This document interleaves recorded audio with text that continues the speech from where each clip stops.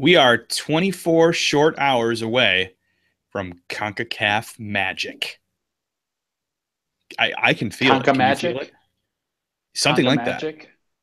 Can you feel it in the air? I mean, I can. You can feel it coming in the air tonight. It is. It's not like say a World Cup qualifiers or a normal U.S. Mexico game makes me feel in advance, but it is exciting to be playing for the championship. It is exciting to get a chance to have some revenge against Jamaica from 2 years ago. So yeah, there are definitely things to look forward to. I am getting ready for it. I was already thinking about what I have to do tomorrow after work to get everything ready so I can be out to watch the game. In case you don't know, and you should by now, let's be honest, this is USfanTV. This is our regularly scheduled Tuesday night show. We normally do them Tuesday nights and Thursday nights. But with the Gold Cup, we've been doing a different schedule, but we've been sticking to Tuesday nights at least. So we're here. We're talking about tomorrow's Gold Cup final between the United States and Jamaica. We're going to talk about Dom Dwyer going back to Orlando City. We're going to talk about that $4 billion pro-rel contingent TV rights deal that was thrown MLS's way and what we really think about what was the goal of that. We'll talk about that a little bit later. But first, we should probably tell our story of when we played. Playing with Jamaicans? It wasn't even against Jamaicans. It was with Jamaicans. Yeah. We played literally on our team. I was through a coworker of mine. I got onto a Jamaican men's league team when I lived in Milwaukee, where Chris lives, and these guys were pretty amazing. Like they were fine players. They were intense guys. It was fun playing with them. But one day it went kind of off the rails. So we were short a player. I don't remember who was missing, but I said, I got a guy. So I got Chris to come over and play. And I think Chris and I were both on the field at the time. It was one of those indoor games where it's like rolling subs. Somebody comes off. It's like hockey subbing. And we're both on the field and we look over, the ref's blowing the whistle. We're like, and two of our teammates, two Jamaican dudes, are punching the shit out of each other. Blood seriously is pouring from their faces. They're doing this on the bench. As you pointed out. And they were friends. Yeah. We don't know what this was all about, because there's that dialect that native Jamaican speakers can speak that sounds kind of like English. I forget what it's called, but patois or something like that. Yeah. It sounds vaguely like English, but I can't totally understand. They were yelling at each other in that dialect, so we don't really know what happened, whether it was over soccer or a woman or what, but they were punching the living shit out of each other. And I can't remember, did the game just end at that point then? I don't remember playing resumed after a little that. bit later. I know everything stopped, and because the ref was like, I was on the other side of the field at the time, and I think it was by the ball. I can't remember exactly what was happening. I just remember hearing something behind me, and I noticed everything had stopped, and everyone was looking over. So I turned around, and just as I saw one of them go like this, like trying to punch one guy, they fell behind the boards. And like as one guy, I just see his arm cocked back as they both go falling down. And the ref goes, I don't even know what to call here. Like I walked over by him, and by the time I got over by the boards, they were getting up again. I think they were kicking at each other on the ground, but then they were getting up. Yeah, it was a different. I've never seen. I guess I've seen teammates argue and maybe even shove each other in practice or something. I've never, in all my years of playing and coaching, I've never seen two guys actually get in a full-blown fight from their own team. It was amazing. It was, and so that's every time I think of Jamaica, up until 2013, it was always that. But since 2013, it was it reminds me of our Gold Cup loss to Jamaica, which makes me sad. But lots of people are having trouble getting the stream to work tonight. I'm showing everything is good on my end. So we had a night like this where I'm watching us, and we're okay.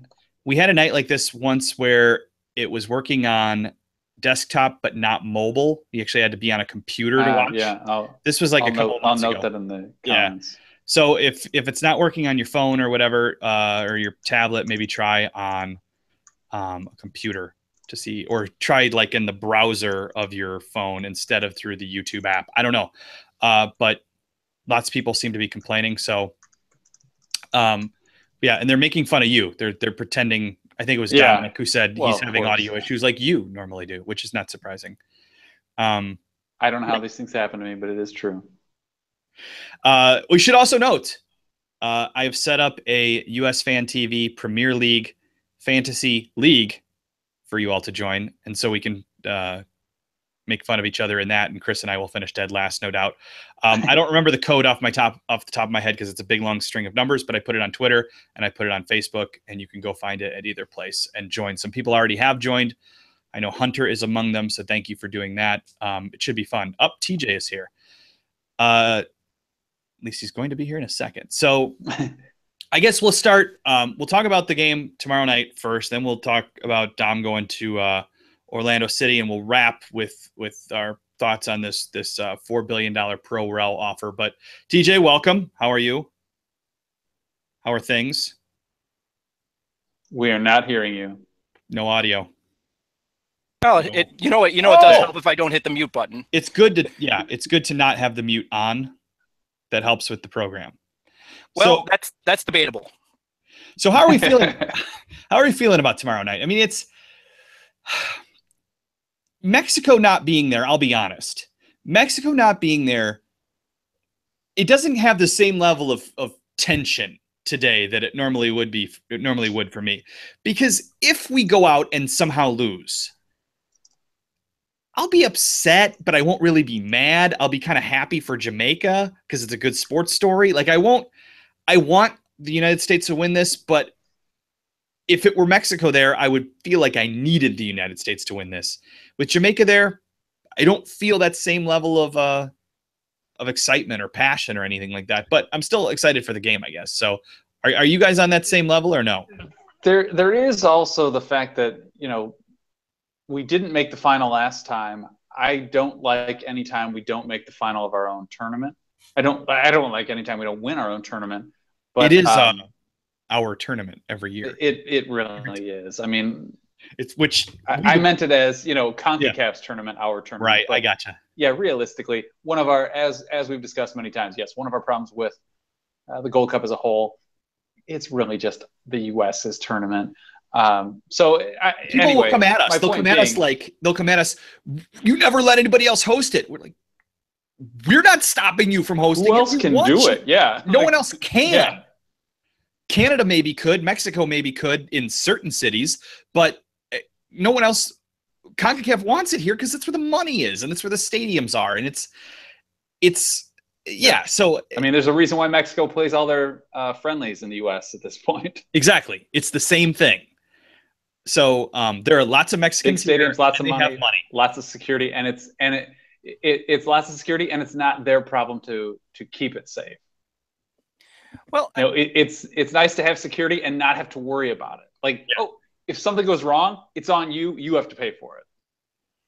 That's true. I guess my thought on the game is, it's a cup final. I mean, you guys are Arsenal fans, so you guys are familiar with this, winning the cup and not winning anything that matters. So it's true. Now that having been said, I kind of agree with the consensus. Mexico, they would need to win because this is clearly not Mexico's top squad. It's not even close. So I don't have the same run up as I do with Jamaica. This is probably about as good of a squad as Jamaica can put out there. But I still feel at this point they need the win. They need to have success just to keep the momentum they have going forward, to finish the qualification up. And really, momentum is important at this point, I think. You've got some guys who need a little more experience with that, especially when the last time didn't go so well. They really haven't had any monumental victories in any time recently that mattered. So I think this is good if they can win it, even if it is Jamaica, not Mexico, watered down Mexico team. Is that a Harpo's FC scarf behind you, TJ? It is a Harpo's FC scarf behind me, and then on the other side is Minneapolis City. Isn't Harpo's bullshit pub team? Yes. That's tremendous. You have everyone. There's no level of soccer in which you don't have a jersey and a pretty scarf in it. It's just amazing. It never ceases to amaze me. And most people, when they reach this level, seek help for it. And unfortunately, my wife has enabled me to continue to do it. So let's move on. That's tremendous. It's it is a cup final. It is our tournament. To me, there is some, especially after our, in a sense, humiliation by losing to Jamaica back in 2015. There is some something a little more to this. There's something that we want to make up for that embarrassment, even if there's only like 5 guys or something on the current roster who were there at the time. As a country, we do realize, no, we screwed the last one up. We totally choked the last Gold Cup. And this is our chance for some comeuppance. People are trying to rate the degree of the team that we're putting out there. I've got it at a B+ team. We've got, I think now, most of our guys out there. We don't have Pulisic. We don't have Fabian. We don't have Yedlin. We don't have Wood. We don't really have our defense. I mean, nice. We don't have Wood. Hey, you said it. I just agreed with it. Somebody's going to do a GIF of that. We're missing at least 3 of our preferred starters in defense. And Cameron, sure, yeah. Cameron, Brooks, and Yedlin at least. I think it's somewhere around a B+ team. That's probably fair, yeah.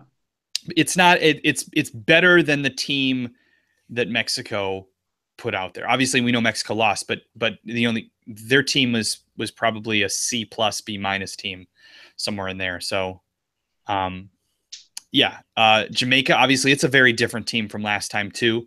But I even if you count the game back in February, where we won 2-0 in Chattanooga, only about half the players from both teams are here again.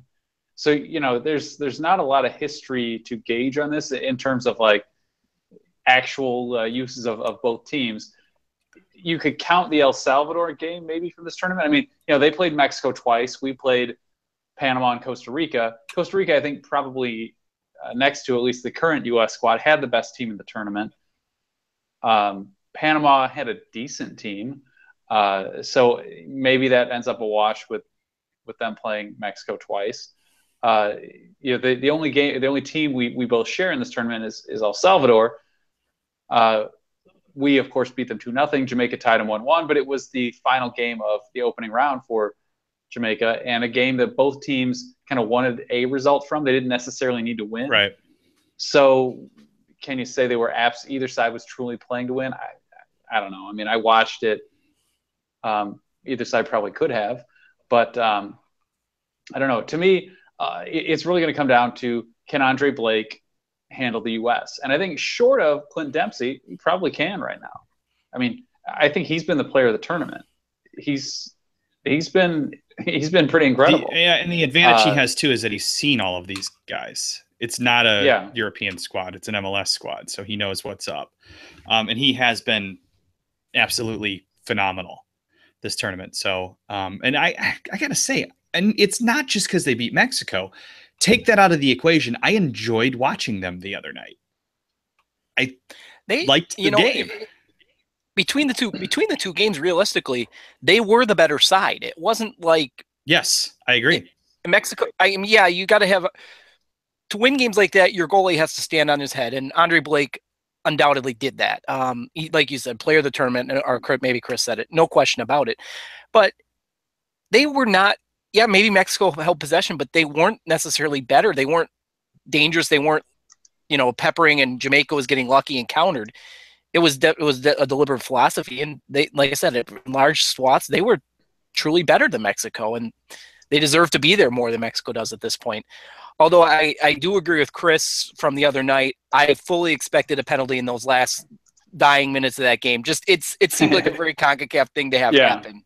Well, I mean, realistically, if you think about it, if there is financial incentive, the 2015 tournament had the whole CONCACAF Cup game laying in the wings if Mexico were to win that tournament. And that's an incredible amount of cash and TV rights that those guys could line their pockets with. So there was a lot more incentive for it. This time around. They probably don't care who wins, US or Mexico, but whoever wins, their CONCACAF, if they're only after money, would want the other team to win the next tournament if we are going to do this every other year, and then we play a one-off game system to get to Confederations Cup. So, yeah, maybe they took a break with the corrupt officiating and they're saving that for next time around. I don't know. Well, but that said, isn't the Confederations Cup dying? I guess they're going to do it during the summer. Somewhere else, though, right? It was somebody mentioned where it was rumored to be. It's not going to be in Qatar. It's not going to be a so stupid. World Cup warm-up. It's they're just Chris, how do you really find a way to whatever. The Confederations Cup, all in all, is a meaningless event. I mean, it's a bit like off year or Gold Cup based on a two-year cycle, but it is at least a competitive tournament against teams you won't see outside of some rare friendlies or a World Cup. So it is interesting in that regard, but it's not like winning it has any true value. It doesn't get you much. Great, you got a trophy from some tiny tournament. So what? But yeah, this idea that now we're going to move it around. Now it's not even what it was meant to be. Now we're just making up what it is. It could be anything then. It could be the Sandwich Cup at this point. Holden is giving us segues. He's writing them for us to get to Dom Dwyer. We will get to Dom Dwyer. I want to talk about Clint Dempsey, though. Yes, he was playing withdrawn when he came in the other night. That's where I wanted to see him play, and that is where back in January when Bruce was doing a Facebook chat, he told me, to my question, that who would play the number 10 role. He mentioned Clint Dempsey's name first as one of the guys who could do it. Obviously, that's Pulisic's position when he's there, but Deuce did a nice job with it the other night. When they're both available, I don't see him subbing Pulisic off for Deuce, and so he'll have to do something else. But I think Clint's a pretty good playmaker. He showed that the other night with the beautiful pass he made on his assist. So I like him playing a little more withdrawn. I know Josie's a better hold-up guy, but when you put Clint a little more withdrawn, you get a little more Clint forcing the game type playmaking. And if you're going to use him as a super sub, that sort of makes sense. So, well, it gets him involved in more things, and it draws more of the game to him. It draws more of the play to him, which then presumably draws more defenders to him, which also opens up things for other guys. So there are a number of reasons why you do it. Corona didn't really kind of take over that 10 spot in the opening rounds. He was kind of missing for a lot of it. Yeah. He was kind of up and down. And there's nobody else to really directly replace him. So, maybe you could go to Agudelo there, but Agudelo is, I think, Dempsey with a bit less experience, but also maybe a bit less vision and talent too. He does kind of the same stuff. He has a lot of the same end goals, but he doesn't have kind of the wherewithal to involve a lot of other players in it. It's more like Dempsey 10 years ago when Dempsey needed other guys to get him the ball. He needed someone else to kind of facilitate the game so he could get the goal. Now he is he's a more complete player, I think, because he's had to learn to be, because he's getting slower, he's getting older, he can't last as long. But yeah, I've heard the same thing. So I could see. Well, I'm getting older too. At least that's what she said. So no, thank you, thank you for doing that. So now I forgot what I was saying. Anyway, my point being, in a sort of withdrawn striker, 10-ish, false 9, somewhere in there kind of position, he has the freedom to just do shit, as Arena would say, and it also gives him the ability to involve other players. And draw defenders to him so he can other players can get open. I think that does benefit all of us. It'll be interesting to me to see if he starts or not, because personally, I thought he was best in that super sub role, and I think against Jamaica, it might be good to use someone like Morris to tire them out, get the defense a little winded, and then bring Deuce on in the 60th, 65th, maybe 70th minute or something, where he can come on and get a goal or two. Having said that, I could also see where I think he'd be willing to like stomp anyone's throat to score tomorrow. I mean, teammates, non-teammates, referees, whatever. I think he wants that goal, and he wants. I wouldn't be surprised. I expect him to get one. I wouldn't be surprised to see him get two tomorrow, because I think he just wants it more than anyone else. And I think that's where even Andre Blake, playing out of his mind, I don't think can stop him tomorrow. I think he's going to get a goal no matter what he has to do. Well, I think you're 100% spot on that. If I'm the referee's notebook, I would be afraid. I would be very afraid. But I agree. I think when he came back, I think that was the original plan, was to have him for 65 minutes plus and whatever. But if I recall correctly, when he came back originally, weren't they so decimated by injuries they needed to have him play 90? Exactly, and then that first game was such magic, they decided to roll him out the second game. And when he was starting, you could tell he's not 90-minute international anymore, but 35, 40 minutes, I would, against a defense that might be wearing down, having to chase Pulisic around it the entire time. Absolutely. I think he's dangerous. He's dangerous at that point. It's kind of like what Landon Donovan was in his last World Cup. Donovan could still play 90 minutes. What he should have been in 2016. I mean, 2014. Yes, there you go. That may have been where I was going with it. Yeah, that would have been a lot of speed to come running at you at the end. So anyway, Leipzig is doing what he does and confusing the new people, I see. And Hunter is keeping up with the fuck TJ. He really doesn't like you, TJ. I think it's hilarious. Fuck him. I think it's Come on, Spider. Come on, Spider. I think Hunter's nothing more than, I was going to say Hunter's nothing more than Chris just putting it in there on his own to make him feel better. There was some question about that during the last show. You had wondered if Chris just had a second login, but if you are saying fuck TJ, you are against the troops, because TJ is a member of the United States military. So just give you that. What would you do if you were asked to give up your dreams for freedom? Shit. Hey, was there a trade today in MLS? What? Should we finish talking about I suppose we should. Do we want to do a prediction? Yes. All right, let's do this. Let's get to it. Okay. We're gonna get it out of the way. All right, Holden, are you ready?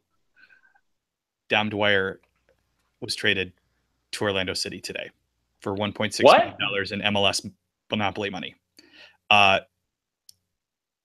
No Dom discussion, please. It was first a huge move. But the first question Chris had, is Sidney Leroux going to be traded now to the Orlando women's team? Sort of like when Carrasco went to Orlando, Alex Morgan got traded to Orlando. So are the spouses all just going to get together in Orlando? Is this part of that big plan? I mean, to me, it's a big move for Orlando. It feels like almost a real move for MLS. Like, it feels like MLS is a real league with this almost. So I thought it was pretty impressive. And I would imagine that the Sporting KC fans are pretty pissed about it. But that's a big haul that you can do stuff with. So hopefully your ownership group does that for you. Well, and everything I've read on this is step one of several for KC. I believe they're going to use some of that money, some of that cap space, call it what you will, it's cap space essentially, to move up in the allocation order, because I believe they have somebody they want to bring back. I don't recall the name. It's nobody I've heard of. I don't give a shit about Sporting KC, so I really couldn't tell you. It was Nemeth, who used to be their striker like 2 years ago. But I believe, at least that's the rumor. Correct. You know, when you start moving for cap space, you're doing it you have another move in mind in theory. You either have somebody lined up or you think you're going to get at somebody. So this is step one for supporting Casey. I don't think their window is closed where they're like the Fire and absolutely blowing everything up and trading off every part they can get for whatever, if they get a bag of soccer balls, they would have traded for that a couple of years ago. So, but $1.6 million, it's starting to make that Dax McCarty move look like a really, really good deal for the Fire. Yeah. No kidding. Yeah. I mean, the New York fans are still upset about that, and rightfully so. But I'm not. Love Dax. 2017, 2016 into 2017 is becoming the year of just fantastical trades or transfers. How much do you want for this guy? $7 quadrillion billion. We don't even know what that is. Exactly. Oh, is this in reference to Neymar and what is it, Mbappe or whatever from Kylian Mbappe? Yeah. Did that happen? That was rumored to be happening today to Real Madrid, it seemed. And the Neymar figure. I've heard it did. I've heard it didn't. The Neymar figure was just out of control. But I don't know that that's actually going to happen. It seems like Neymar does this every year to get a new contract out of Barcelona. So he probably, that could be $4 billion. I don't see him leaving. I think Neymar just needs the money to pay off his tax bill. I think that's about what he's looking at right now. So yeah. That's a common move in Spain. TJ, you are Leipzig's dad. That actually makes sense. That could be. Probably old enough. I'm probably old enough at this point. I mean, older than both you fucks. So Ricardo asked a while ago if we're happy that Mexico got eliminated. Kind of. But I'm kind of disappointed because I love US-Mexico games so much, and I wanted to see the two teams play in the final. As I said at the beginning of the show, it's kind of a letdown. And that's not disrespect to Jamaica. I think they're actually the better team this tournament than this Mexico team. But I think they proved that over the two games. But the final has less of a big game feel because Mexico isn't there. So, and I don't feel, like I said, I don't feel the same level of with Mexico games, there's that sort of fear of losing. I'd be sad if the U.S. lost, but I wouldn't be, devastated. I'd be happy for Jamaica. I would never be happy. Jamaica won't necessarily gloat as much, and there aren't as many Jamaicans around to gloat about it. Like, you don't know a bunch of Jamaicans at your workplace or something who are going to be like, "Oh, we did it." Sometimes they're on your men's league team. Yeah, sometimes they are. But it's not like they're. It's not like some kind of wherever you go. As you probably do with Mexican fans, where there's like a Mexican fan wherever you go, and as soon as they know that you're a U.S. fan or something, like, oh, see what we did, they want to rub it in your face. They're sore losers and sore winners too, which I also, much like I've said, I kind of want a little more. I want a little more negativity because I want a little more negativity in these games. I want it to mean something. I want people to hate each other for those few hours. Tomorrow we can be friends, but right now, or maybe in a couple days, tomorrow we got to gloat about it or spite each other or whatever. But for now, no. The problem with Mexico making the final would have been that it's kind of a lose-lose for the U.S. because if we win, they just go, it was our B team or our C team. And if we lose, they go, it was our B team. So we don't get the full satisfaction of a win, and we get punished extra if we lose. Of course, though, in 2009, when they beat us in the Gold Cup final because we had a B team. team was at the Confederations Cup, we didn't even have a B team. We had Stuart Holden and I don't even remember who else. That was it. They were like, oh, see, we're the greatest team ever. Oh, somebody brought up that score. Somebody tweeted that score at us the other day. 5-0. Yeah. Okay. How many games have we played since then? You brought everybody you had. We brought Stu Holden. I like Stu Holden though. Who, if you note, at the time, even in 2010, he was on the bench in the World Cup. He wasn't a starter. I think he's the guy that Donovan dives into in the corner. He dives on to Donovan, I think, after the Algeria goal. Now they're in the booth together. Yeah. Holy shit! I'm looking back through the 2009 Gold Cup. Some of the goal scorers for the U.S. Goodson, Cooper, Eckerman, Arnaud, Holden, Cortana, Ching, Adu, Holden, Rogers, Davies. God, Adu. Oh my God. Edu or Adu? No, Freddie type. Oh Freddie? my God. Oh my God. I don't even remember that. I had forgotten that completely. So I had to ask. I was like, was it Maurice or was it Freddie? No, here's what a shit show this one was. They played Grenada. Is it Granada? Granada, I think, yeah. In Seattle. And they only had 15,000 in Seattle for a U.S. men's national team game. That's what a shit show that version of the Gold Cup was. Oh, it was terrible, yeah. I mean, I don't even think no. Maybe I went to. Did we go to? Was it like Guatemala and Chicago for that one? You and I saw Honduras. Okay, Honduras. I was home on leave at that point from Afghanistan. So I was gonna say I was gonna say at first I thought I didn't even go to any games from that Gold Cup, but yeah, I think we did see that game at Soldier Field. Yeah, that was there was thunderstorms at the beginning of the game, and then by the second half it was mostly Mexico. It says the attendance was 55,000. That's just because Mexico's fans were there for the second half of the doubleheader that night. Yeah, that'll do it. All right, should we do, you know what? Are we doing lineups? You showed me lineups. Are you actually going to reveal your lineup, Chris? I will talk about my lineup. We can discuss it because I do have a few options or some things that I think could change based on some of the stuff I've already said. I've got Howard in goal, of course. It's not changing. We know he's starting. No. I expect Villafaña's playing on the left. Beasler and Gonzalez in the middle. I think, at least in this tournament, they are our number one pair. They communicate with each other. Yeah, they actually do that. Maybe if the game starts off really well, like if Morris hits a shot 15 seconds in and doesn't just bounce it off the post, things could change in the second half, and maybe we see some of these tertiary guys make it in. But I think it's mostly the lineup we saw in the last game. I'm going Lehigh on the right. I actually think Bruce will go Zusi, but to me, Lehigh's faster. I would rather put some more speed out there and somebody who isn't going to get beat against a team that is going to try and attack with speed. And one of the things about Jamaica so far is not just the speed. I mean, they always have that. We know really what they do. They're going to counter. They're going to counter as fast as they can.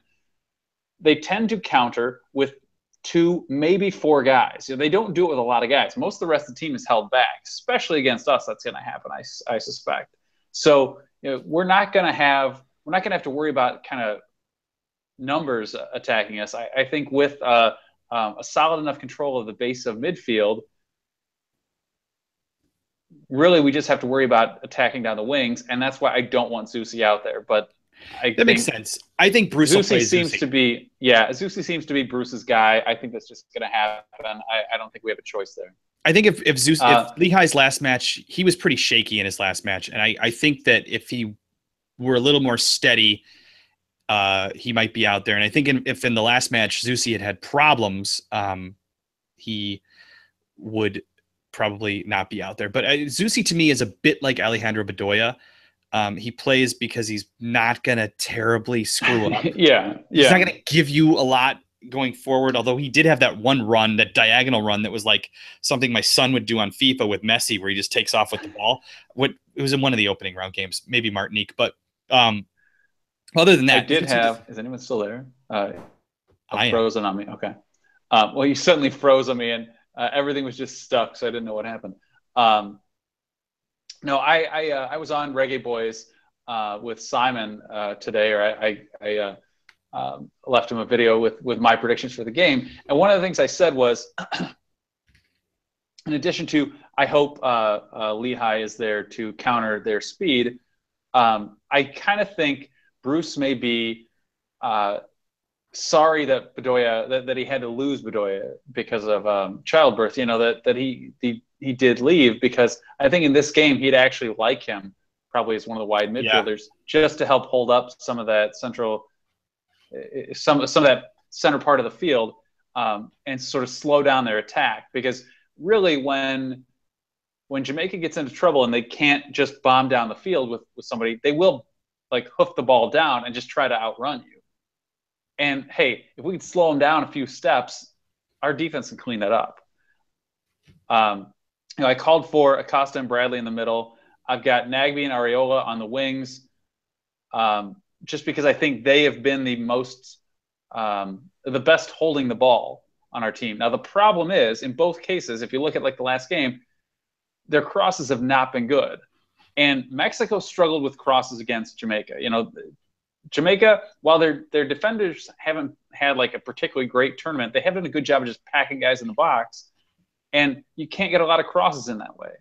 So I don't think that's going to work as well for the U.S. So I could see where maybe, whatever. I'll finish my final two spots before I'll get into options here.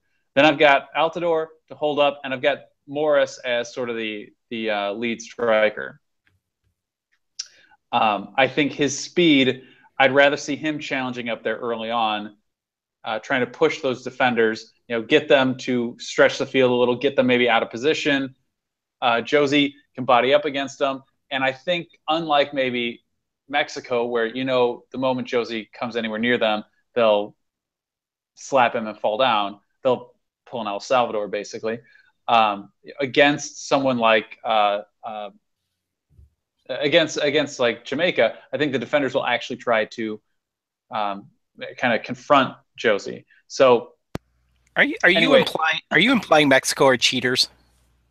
You would never do that. I have never implied such a thing. I have directly said such a thing over and over and over and over and over. I'll give Mexico this. They might 2-foot you. They've not bitten. They're not going to bite you or twisted any nipples. No, they have not. They have not. God. Yeah, I mean, Rafa Marquez and Dirty Sanchez have like enough times. The moment like we scored, tried to take someone out or just spiked Tim Howard while he was going up for a save. But they've never bitten anyone, and they've never tried to give a titty twister to anyone. But now that Marquez knows this is in the arsenal, I wouldn't rule it out. Yeah. This is how he'll cement his legacy. Oh, by the way, I know his Mexico career this way. Oh, by the way, Pat, that's the 2009 Gold Cup roster I sent to you guys. It is funny as hell. Yeah, that is a hell of a roster. So anyway, my options are why I think the lineup could change. That's the lineup I want to see and that I think will be most effective. What I could see happening is maybe Morris or Giazzi plays on in place of Areola, and Bruce tries to use their speed down the wings, and then Josie moves up, and Deuce probably slots in somewhere in that kind of advanced attacking midfield false nine sort of role. I'd rather, like I said, see him as a sub, but I also wonder, with as badly as he clearly wants to get that record, and it is the final, so if he's tired tomorrow, or tired on Thursday, it's Seattle's problem. It's not Bruce's problem anymore. I could see where he kind of forces the issue and gets the start. I think Giazzi's going to start just because I'm pretty sure he has compromising photos of Bruce somewhere. It's the only justifiable reason he gets to start. That and his wonderful first touch. Take your pick. You guys, don't make fun of Ricardo. He's our Mexico guru. He's our guy.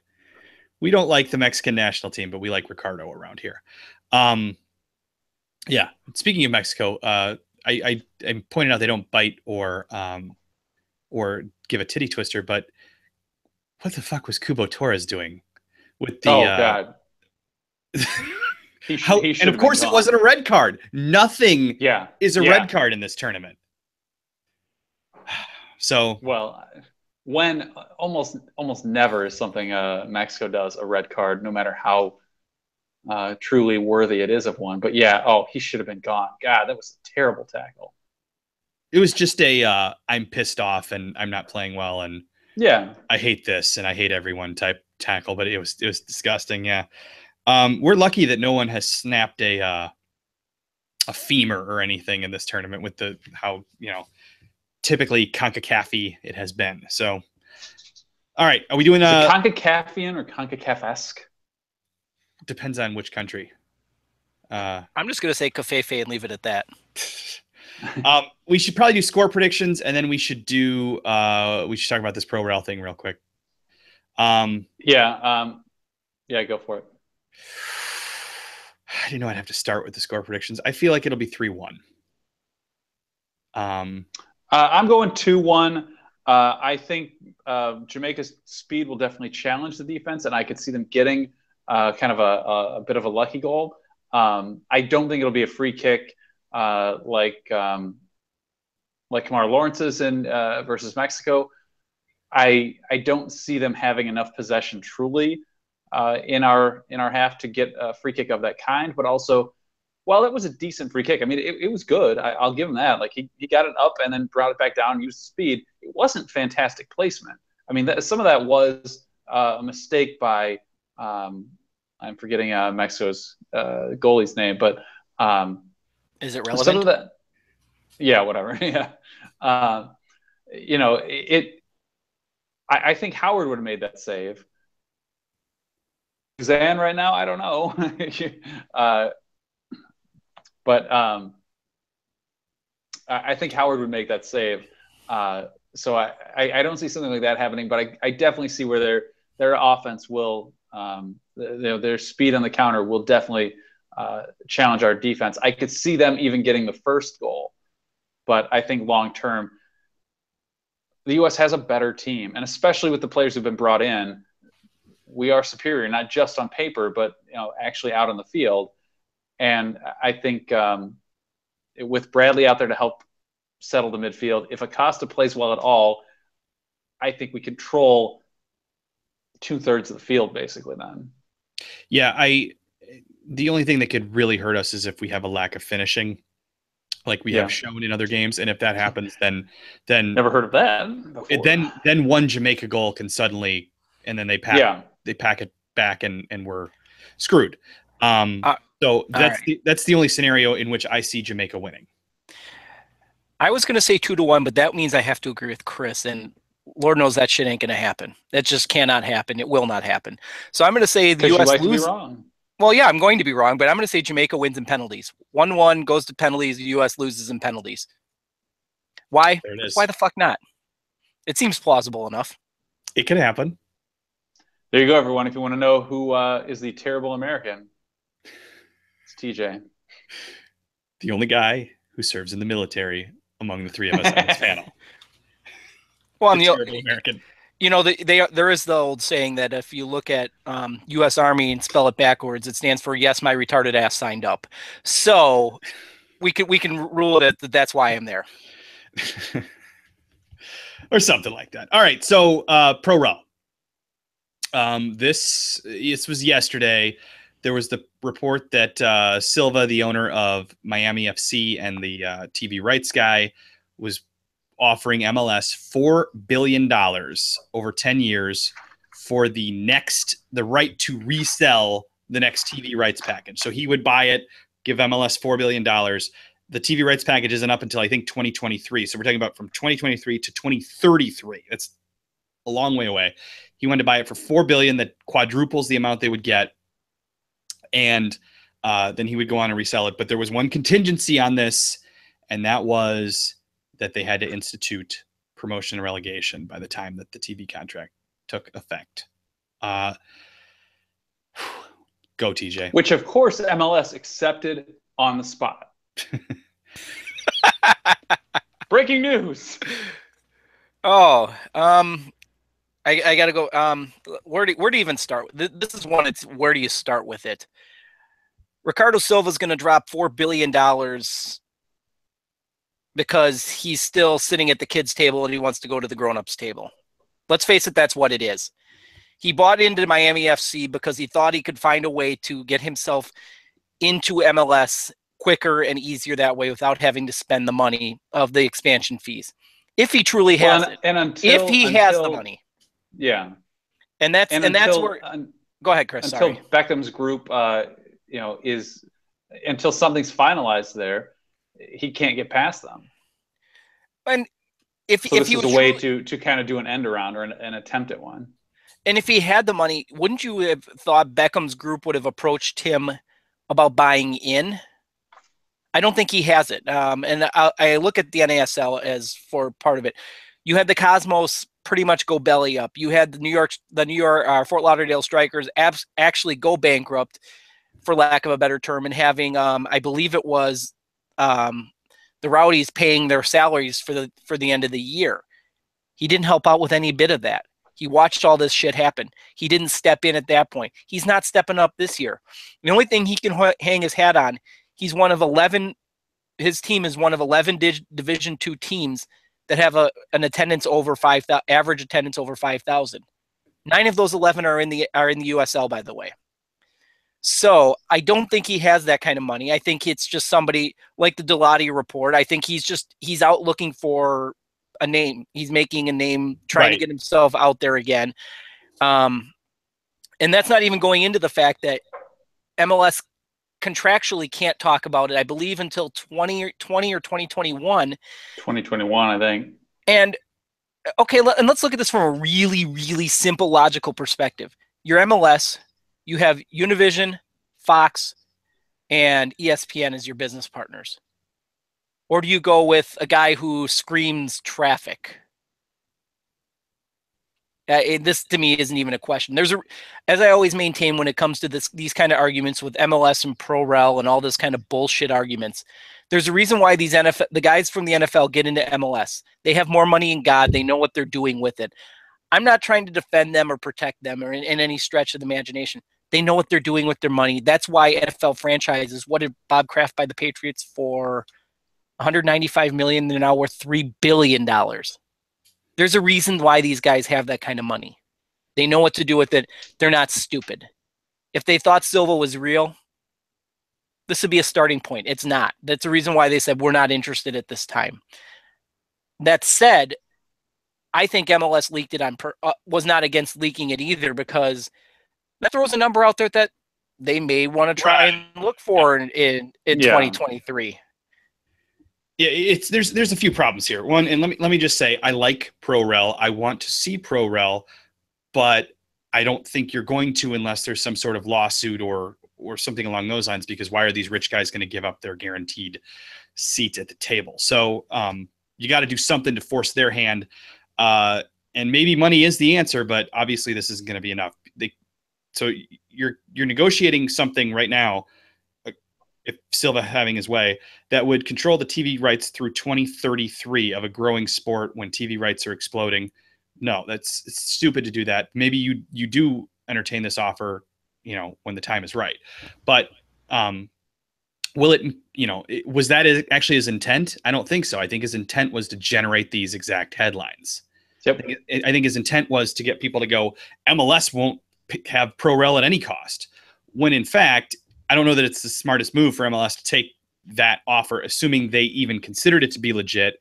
Now, and then on top of that, let's say he was totally legit with this offer. Let's say it was a real offer and he was trying to get MLS's attention with it. Of course he wants it. He's sitting at the top of USL. He's NASL. He's not even NASL. Right. And NASL. He's about to have, at some point, an MLS team enter his market and possibly pull all of his fans and notoriety away, which, the ProRel people will say, no, there's fans of that. There are fans of that club. They're going to stay fans of that club. Yes, in other countries, I don't see that being the case here. I think there are some for sure, but I think if an MLS team came, because it is the top flight, like it or not, more people would go, oh, I want to support that team. David Beckham, that's a real team. That's not a minor league team. Casual fans would go, no, that's what I want to be behind. So yeah, if they do accept this offer, that possibly scares Beckham away and he wants to go to a market where he's not challenged, Vegas or somewhere like that. So maybe he was just trying to shake Beckham out of his market. I don't think that's the case. I think the bigger issue here was he just wanted to generate these headlines. Well, let me throw another thing at you. When we talk about ProRel, everybody's like, Oh, it'll make markets better, all this kind of crap. We look at Europe as the standard for pro rel. The biggest country, the bigger country, well, they're shifting away from it, and we've talked about that. But let's look at the size of these countries that have pro rel. Look at France, look at Spain. They're what? They're the size of fucking Wisconsin. We're not talking about even the size of Illinois. Okay, let's say the Fire get relegated. Where's the next closest if you want to go watch a game, if you want to watch that caliber game? Columbus, Minneapolis, Kansas City. And let's just, I mean, and let's go another way. And I know we've talked about this before. Last year, if you were looking at pro rel with the NASL, you had the New York Cosmos. Great, that would have been cool. But the other teams are like Indy 11, Edmonton. If you're talking about trying to sell Fox and Univision and ESPN, hey, we got these teams. We've got the Edmonton Eddies or whatever the hell they're called, FC Edmonton, but not Oilers. But some major American city isn't in the league. That's going to kill an American TV deal, right or wrong. It's about, you know, that's why there's a hockey team in Phoenix. It's because of the TV deal. It's not because the fans are there. And I know you were a fan of that team, TJ, but that's the reason why that hockey team exists. I know there's some people from other cities who live in Phoenix, but that's it. It's TV. It's a big market. So big markets are what drives these TV deals in the United States. And if one of them were missing when it came time to negotiate, and that's possible, then you'd have this problem. Now, I will say the one benefit to ProRel, the biggest benefit to ProRel, is it prevents bullshit owners from being bullshit owners without having to suffer. The Fire would have been relegated many times over for what they pulled over the last 10 years before this year, and that would have been just because they deserve to be. But you and I can argue about this one for an entire episode if we wanted to when we go into the Fire. Their payroll was never that brutal. True.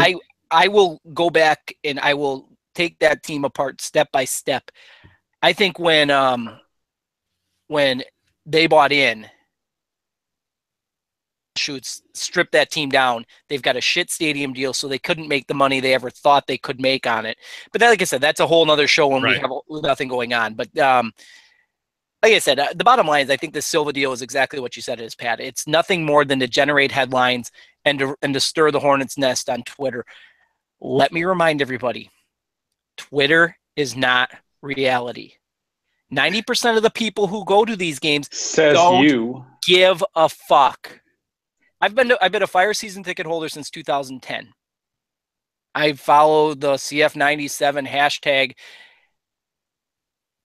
People that sit around me don't give a fuck about any of this stuff.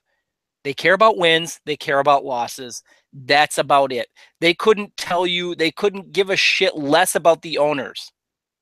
They care about what's on the field. They care about winning. That's it. And so all this kind of talk of pro-rel and all, if pro-rel was such a great thing, why do people not watch the Open Cup? I watch it. I love it. Most people don't. Everyone's like, well, everybody watched Cincinnati against the Fire on ESPN. Not really. It was a decent number. But they were there because it was Schweinsteiger and there were 30,000 people in Cincinnati. Oh, yeah, one last thought on Silva. If this guy's got $4 billion, why the fuck does his field still look like a football field? Get some fucking second layer of turf and put it over and make it look good. You cheap fuck. Is this why you guys have me on tonight? TJ, ladies and gentlemen. All right, on that note, this is USFanTV. The website is USFanTV.com. We have Twitter, Facebook, and Instagram. They are all USFanTV. We do not have Snapchat. We hate Snapchat. We are on Craigslist, but you have to know where to look in a very secret and intimate place. We are on YouTube, but you know that because you're watching. Subscribe if you haven't. We broke the 500 mark. Our goal was to get to 500 by the end of tomorrow night, and we're already there. We're at like 507 or something like that. So thank you. Thanks to the people who have been here forever. 7 followers. Thanks to the people who have been here forever. Thanks to the people who are just joining.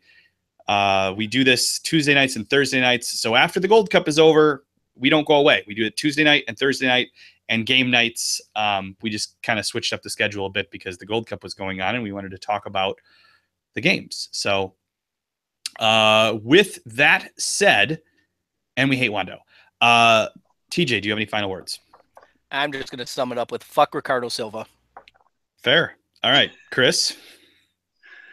Fuck Wando, fuck Snapchat. And the original Deuce Face came from Jamaica, a game against Jamaica. That is correct. So I'm going new Deuce Face for tomorrow. This is what we're going to see. 2-1 US. You had that thing. And you're done. For the entire show. Because I haven't mounted it yet, so I didn't want to mess around with it and mess it up. That's what she said. You waited to whip that bad boy out until right now. Again, that's what she said. All right, we'll see you guys tomorrow night. Let's hope it's a win. Go USA. Go USA. You could maybe possibly write a script like this. You are done.